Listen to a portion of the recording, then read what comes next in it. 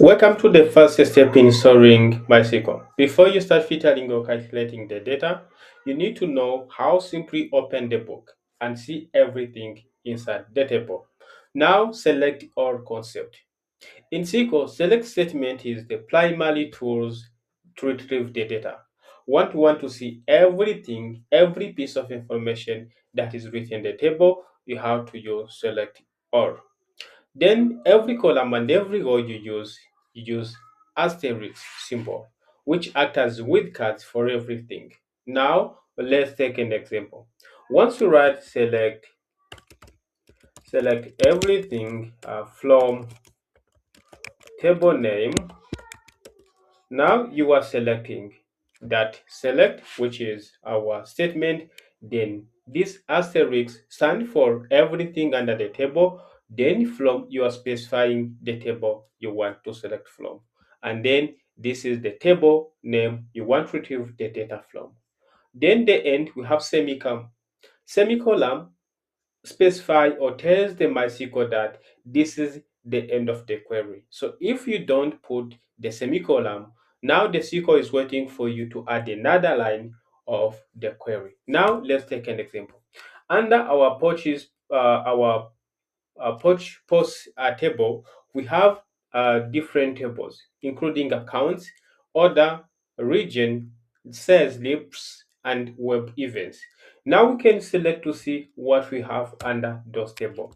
Now let us say select everything from the table we have. We have a lot of table. However, you have to choose one of that. We can also do like this one and then bring them here. I'm going to end with the semicolon to tell MySQL that this is the end of this query. Once I land, I'm going to get everything as you can see here. So now I'm getting everything as you see under this point. Yes, now everything is done. So this is how you can do once you want to retrieve data. And under this one, also you can check if all the elements you have under the table is correct written. Now this is about data investigation to know what you have under your table.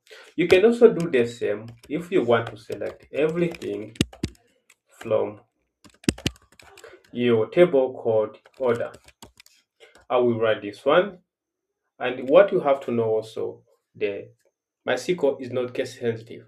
It means once you use capital letter or small letter, as long as you read it very correctly, you're going to get your answer. Now with this one, I can do data investigation by checking the column name. I can see also everything I have under my data set or my table. So by default, this one is giving us the first 50 row. You can come here and set it here. You can even choose 10. You can also say don't limit. However, we are limiting to 50 because 50 is enough for our screen. And also we want to make sure that our computer is learning or it is not taking that much time because we have a limited number of laws. Okay, that's all. Let's stop by here. And the next lesson we come teaching or learning more about how to use SQL for specific column selection. Thank you.